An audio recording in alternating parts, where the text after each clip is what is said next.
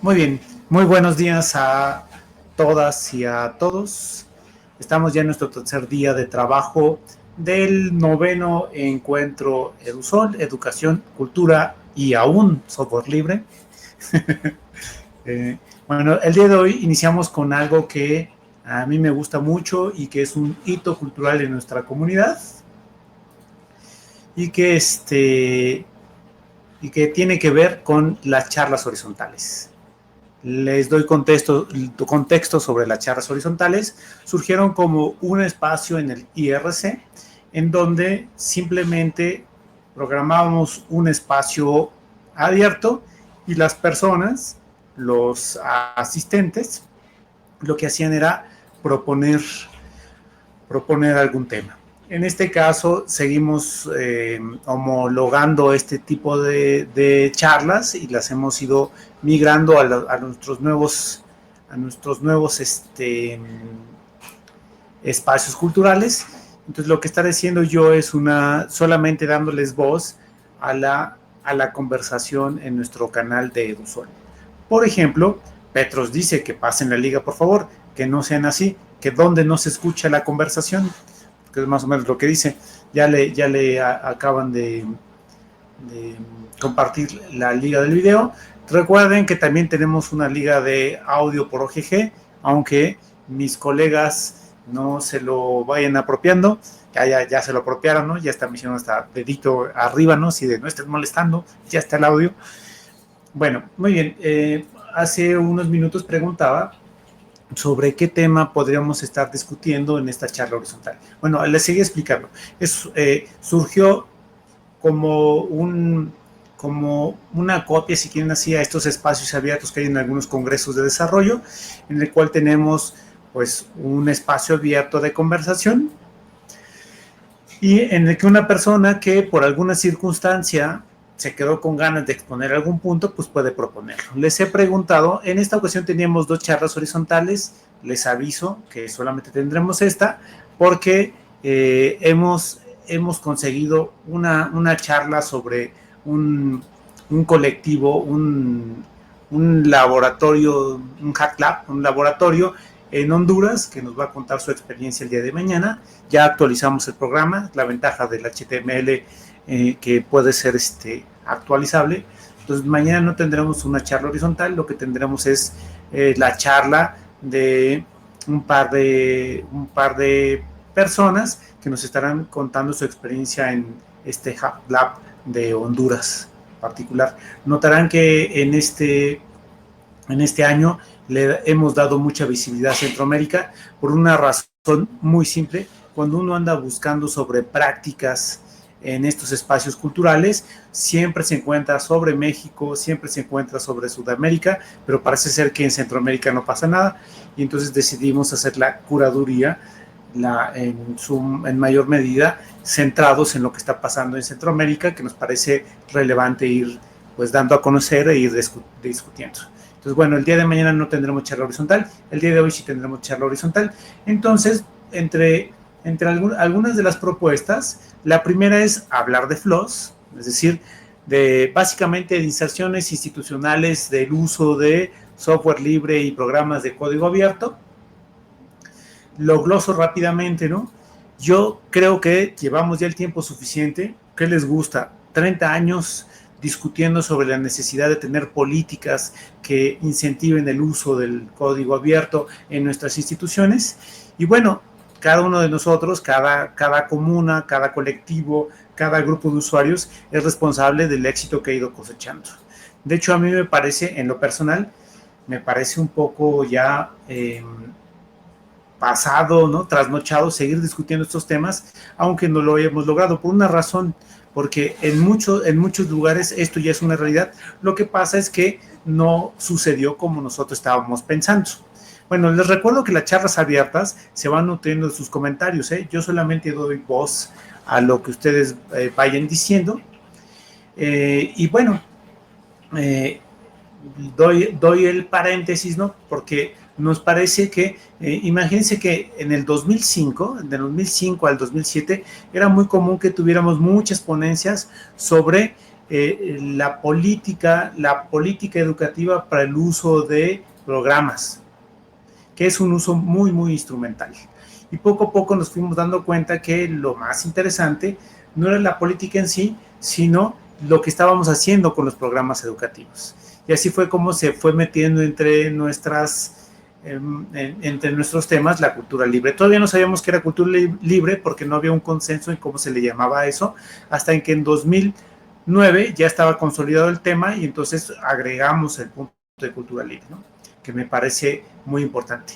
Entonces, bueno, comienza, digamos, esta vieja guardia que enfatiza el uso de la tecnología libre o abierta según el caso y las sensibilidades, pero luego comienza una segunda oleada que habla ya de la apertura del educativo. Entonces por ahí está el segundo tema que van discutiendo, que tiene que ver con los cursos abiertos en línea. Y entonces comienza ahora sí una lectura ya no tan instrumental de lo abierto, o sea, ya no es el software en sí mismo, porque además recuerden que somos un congreso de educación con software libre, no un congreso de software libre. Y entonces comienza ya iniciativas muy interesantes. Tal vez la primera son los cursos abiertos del MIT y de Harvard, de Yale, ¿no? Y comenzaron con algo muy, muy simple, ¿no? Fue dar al resto del mundo el syllabus, es decir, el programa de cada asignatura y los textos de cada asignatura. Pero comenzó algo difícil de seguir, sobre todo para los latinoamericanos. Muchas universidades dijeron, está genial, digamos, que abran el syllabus y que abran los textos, pero luego se dieron cuenta que sí teníamos syllabus, pero no teníamos textos que dar, porque usábamos los textos pues de alguna editorial o de alguna universidad como Harvard o como Yale o como el MIT. Entonces comenzó en realidad una gran batalla a decir, ok, entonces tenemos que liberar los contenidos. Y es ahí donde comienza la cultura libre, ¿no? Es ya lo decía antier, y bueno, está en la ponencia inaugural, vamos a decirlo así, la magistral, aunque es al final del día, de Irene Soria. En realidad lo hizo en 3 fragmentos, y en uno de ellos decía, ¿no?, algo con lo cual yo concuerdo mucho, que es que hablar de cultura libre, no lo decía en esas palabras, pero yo sí lo digo así, es tautológico. La cultura por definición es libre, solo que el problema es que en la actualidad la cultura tiene candados, ¿no?, y tiene mecanismos de protección que les llamamos derechos de autor o copyright. Entonces, lo que se enfrentaron las iniciativas de los Open Courseware, o no me acuerdo cómo se llama, fue eso, que las universidades que querían homologar la apertura de sus cursos no podían, porque no somos los dueños de nuestros textos. Y entonces por ahí comencé a leer que por fortuna comenzaron a crearse iniciativas para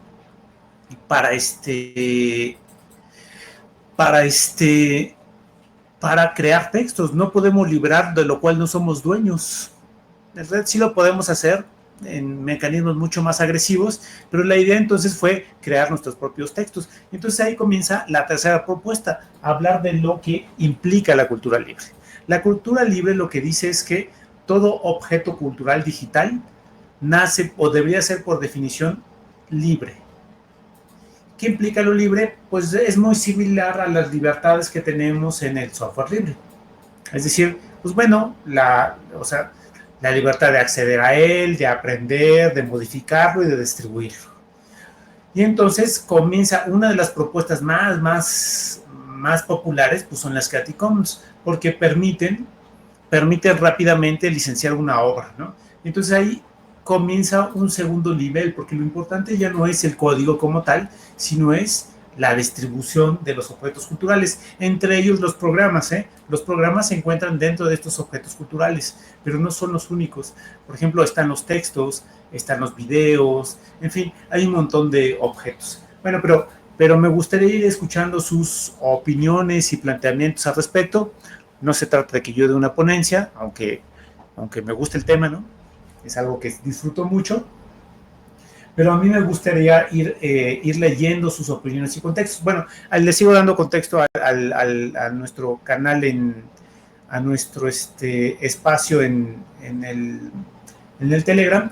Entonces, esto lo decía porque Haplip hace un rato por la mañana ponía una foto de una protesta sobre el uso de las fotocopias. Este es otro eje, ¿no?, de lo cultural libre.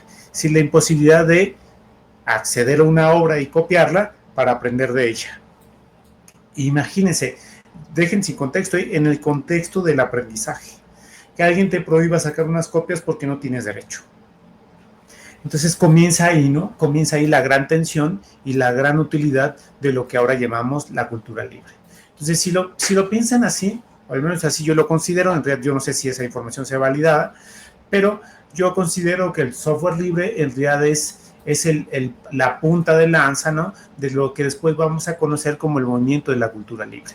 De hecho, yo supongo que Edusol, como muchos otros colectivos y grupos de trabajo, se sumó a esto que todavía no sabíamos que era la cultura libre, pero que ya no hablaba del código, sino hablaba de las libertades en el ejercicio cultural. Y entonces es ahí donde comienza a haber un montón de expresiones alrededor de cosas que ya no son la programación, que ya no es mi escritorio y que ya no es la tecnología entendida como el desarrollo de software. Bueno, por ahí ya está el audio, ¿no? Vamos a ver qué más dice. Manuel dice que para las personas no tan experimentadas les pone la definición de flows, y Petros dice que él no opina nada porque no pudo poner atención, que como está en el console, entonces que como somos plato de segunda mesa, pues que no nos va a hacer caso y que no va a opinar. Bueno, Isela dice que gracias, Zaira dice que gracias, en fin, les repito, a mí me gustaría escuchar un poco sus opiniones alrededor de esto, ¿no? De lo que implica en el caso de la educación en particular, regresando al centro de nuestra conversación y de nuestro encuentro, la apertura de la cultura, ¿no? Comenzando por el software libre, porque ustedes revisan, les repito, la historia del Congreso, primero era muy instrumental, primero hablábamos de usar IceCast para la educación, y usar Moodle para la educación, y usar, es más, distribuciones educativas.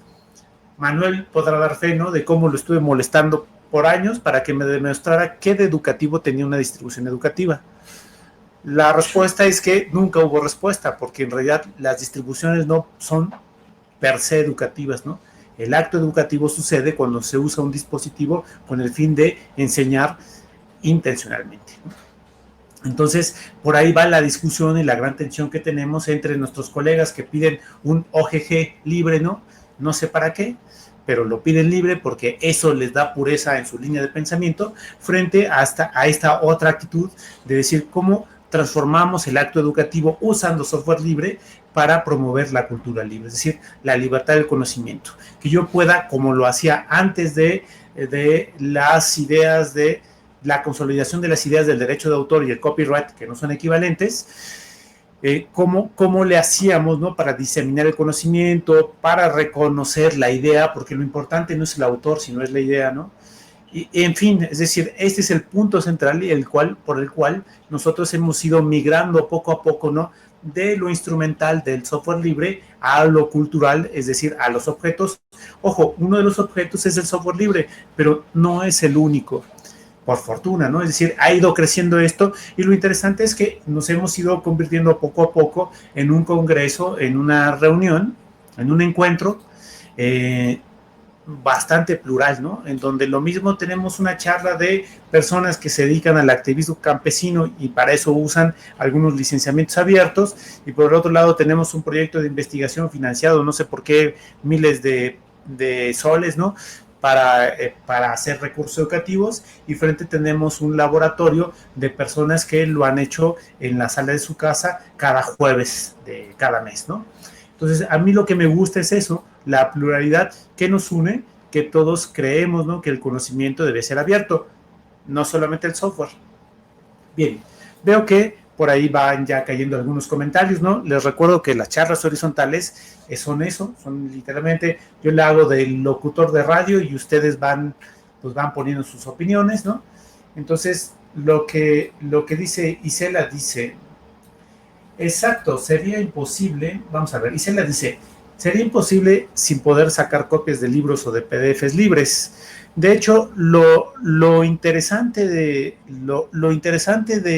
fenómeno del fotocopiado es que pone por delante un derecho que debíamos tener todos, que es el acceso al conocimiento. De hecho, la Declaración de Acceso Abierto de la UNESCO enfatiza eso, que todos tenemos derecho a acceder a la información y que esa información debería estar abierta por definición. Ellos no dicen libre, ¿no? Sino dicen abierto. A mí no me gusta la noción de abierto porque sería la más restrictiva de las libertades, pero bueno, me parece que es un buen comienzo, ¿no? Que todo esté abierto. Y entonces por ahí ha explotado ya una serie de opiniones y de actitudes institucionales respecto a lo abierto. Y se han ido creando muchos repositorios de acceso abierto, es decir, donde ustedes pueden entrar. Ya me acabo de dar cuenta que no tiene mucho sentido que yo esté usando audífonos. Que no tiene mucho sentido, aunque sí tiene sentido porque hay mucho ruido ambiental. Bien, bien, que hay muchos repositorios que han intentado eso, sumarse a la idea de la apertura y la declaración de la UNESCO, lo cual ha ido permitiendo, ¿no?, ir paliando esta idea de las fotocopias. De hecho, por ejemplo, en lo que estamos trabajando actualmente en Edusol es ir creando materiales abiertos. Nuestros textos son una parte, ¿no? Nos gustaría seguirlo haciendo en otras líneas. Bueno, por aquí Manuel dice que Sugar era muy educativo. Bueno, sí, es una... sí, Sugar era genial. Lo malo es que ya no es. Pero bueno, siempre está el código ahí para poderlo usar, ¿no? Isela nos dice que bueno, que es muy difícil comprar toda la bibliografía. Así es, ¿no? Y entonces es nuestra responsabilidad ir generando contenidos libres. De hecho, yo he estado jugando con esa idea. A mí me gustaría a la larga, no tenemos condiciones ahora, ¿no? Pero me agradaría ir trabajando en eso, ¿no? En que fuéramos desarrollando, pues como grupo, materiales, ¿no? Materiales abiertos y de libre distribución en este lugar, ¿no? En Edusol. Bueno, hablamos de los PDFs. A mí no me gustan los PDFs porque encierran el texto en algo bastante delimitado, ¿no? Pero me parece que es una expresión de los textos abiertos. Podrían ser unos HTMLs o podrían ser unos EPUBs, es decir, hay otras expresiones de los textos digitales abiertos. Bien, por allá nos ponen al caído en desgracia Richard Stallman, ¿no? Sobre el derecho a leer. No fue el primero que se pronunció al respecto. A mí me parece que Stallman entró tarde a esta discusión. Me da gusto porque al inicio él era literalmente como diríamos, un talibano. No permitía que hablaba bastante mal de otras expresiones, ¿no? Como las commons. Con el tiempo, pues la realidad le fue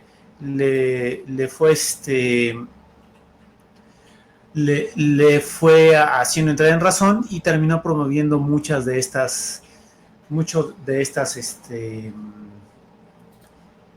propuestas, ¿no? Entonces, bueno, léanlo, ¿no? No me parece que sea la mejor aproximación. Les digo, me parece que muchas de ellas están sintetizadas en la Declaración de la UNESCO y a partir de ahí comienzan las universidades a generar fuerza, ¿no? Soy nos dice, ¿no? Ni como docente ni como alumno se podría estudiar en nuestros países. En el caso particular de Venezuela, es misión imposible comprar un libro. De hecho, yo creo que es la misión imposible en muchos países de Latinoamérica, ¿no? Para nuestra fortuna, hay mecanismos sociales que los van atenuando y es compartir los libros. De hecho, el día de hoy estaremos hablando con Hatlip y Perro Tuerto sobre una iniciativa en un colectivo que se llama El Rancho Libre y que habla de eso de liberar libros, ¿no? tienen unas intervenciones fantásticas a este respecto. De hecho, esto a mí me parece bien, ¿no? Yo no creo que sea la solución. Por ejemplo, el fotocopiar un libro y liberarlo, ¿no? Solamente es un paliativo de la falta de libros libres. Iniciativas como la del Cuervito, ¿cómo se llama la iniciativa del Cuervito? Como Sci-Hop. Iniciativas como Sci-Hop, por ejemplo, que todo el mundo anda sintiéndose muy punk y diciendo, sí, apoyemos a Sci-Hop porque ayuda a librar los textos científicos. Otra vez, me parecen fantásticas, de hecho, me gusta, me agrada, inclusive he estudiado el tema y lo he promocionado, pero yo creo que solamente es eso, una expresión de un problema grave, que es que los textos tienen propiedad intelectual, tienen copyright, tienen derechos de autor y que estamos haciendo un acto ilegal. Lo mejor sería convencer a los futuros autores de los textos en liberar las obras. Y creo que esa es la misión de nosotros, ¿no? Como colectivo.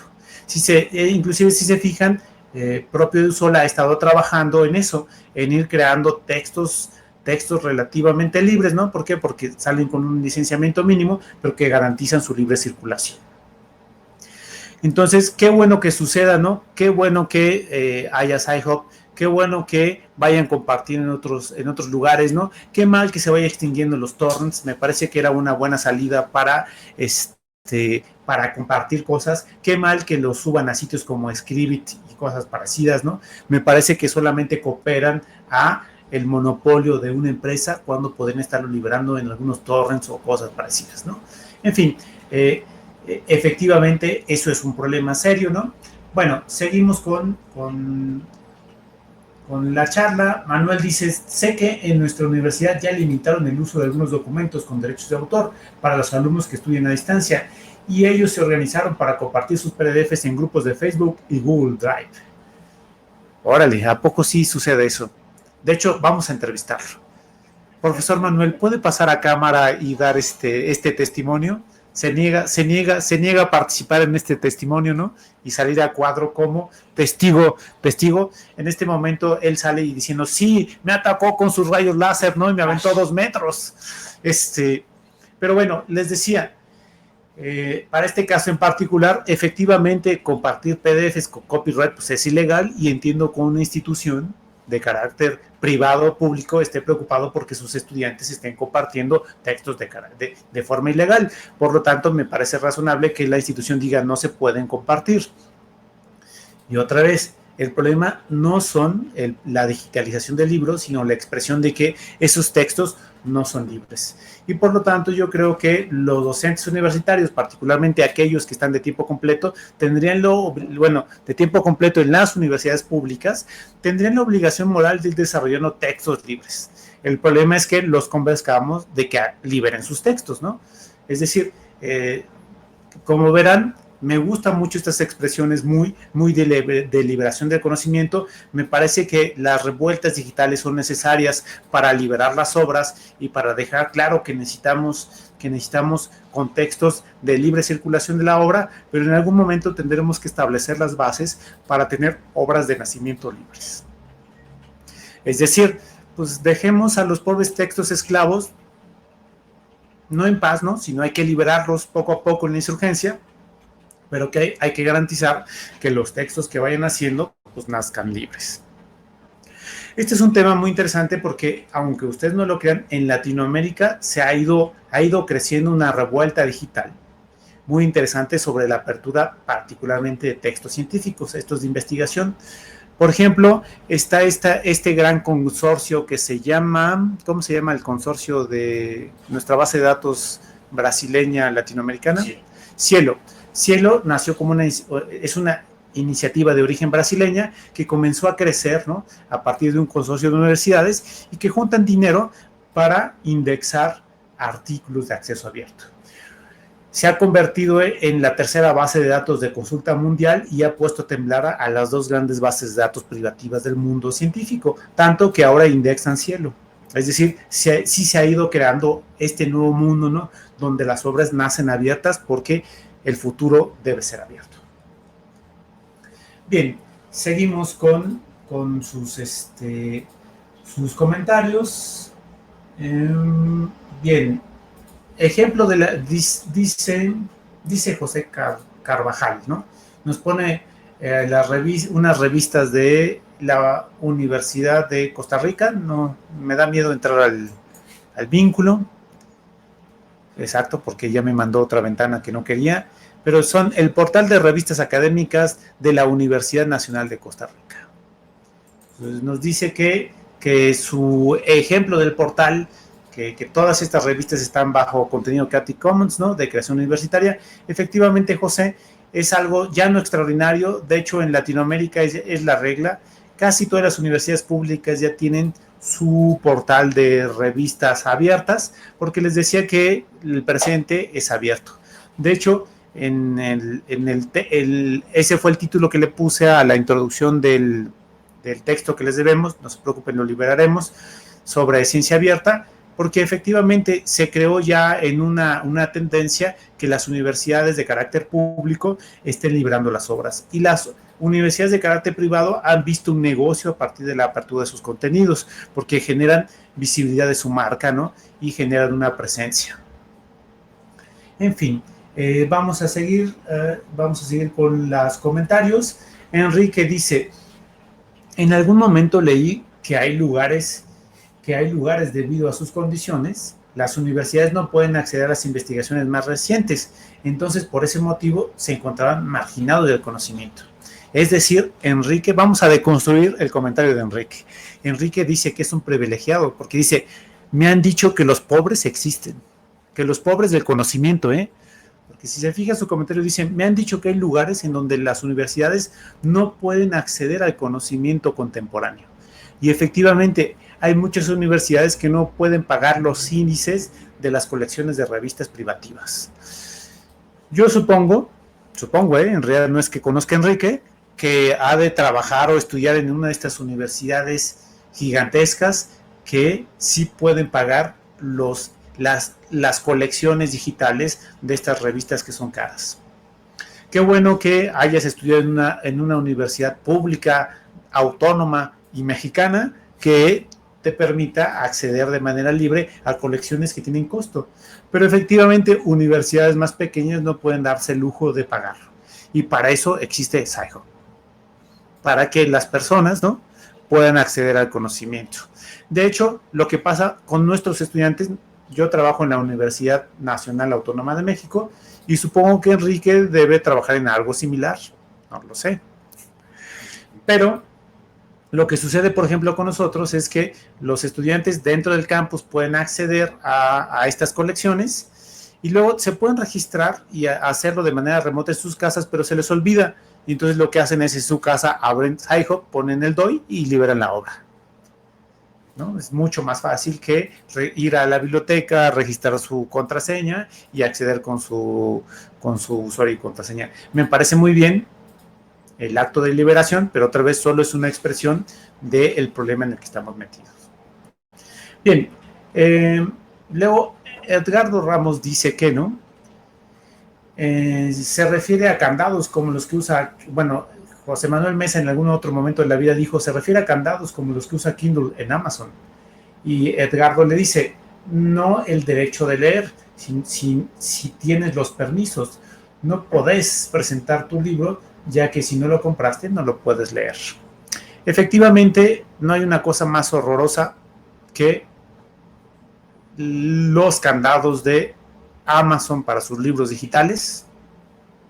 Yo les invito, yo en algún momento compré un par de libros digitales y después de vivir su grata experiencia de protección de derechos digitales, decidí todos comprarlos en impreso y digitalizarlos. De hecho, no les voy a contar, pero en este laboratorio tuvimos un comando que se ha dedicado a eso, a ayudar a que el conocimiento sea un poco más flexible en ese sentido, ¿no? Bueno, efectivamente, el DRM llegó como una peste en los dispositivos, ¿no? Pero bueno, yo no sé si siga sucediendo, pero anteriormente podías liberar tu Kindle, ¿no? Yo lo hice en algún momento, gracias a los consejos de un querido colega, ¿no?, que también tenía ahí un Kindle. Bueno, seguimos comentando.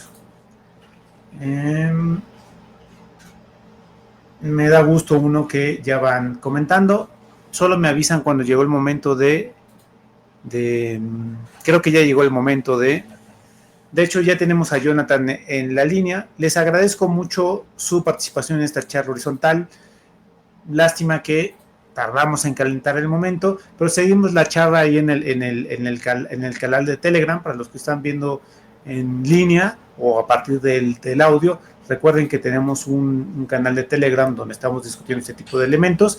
Y bueno, esperemos que estas conversaciones se den, aunque no esté programa una charla horizontal. Ahí está toda la noche, toda la madrugada y toda la mañana para ir discutiendo sobre este tipo de temas y que vayamos ventilando nuestras distintas opiniones en este colectivo que se llama Edusol.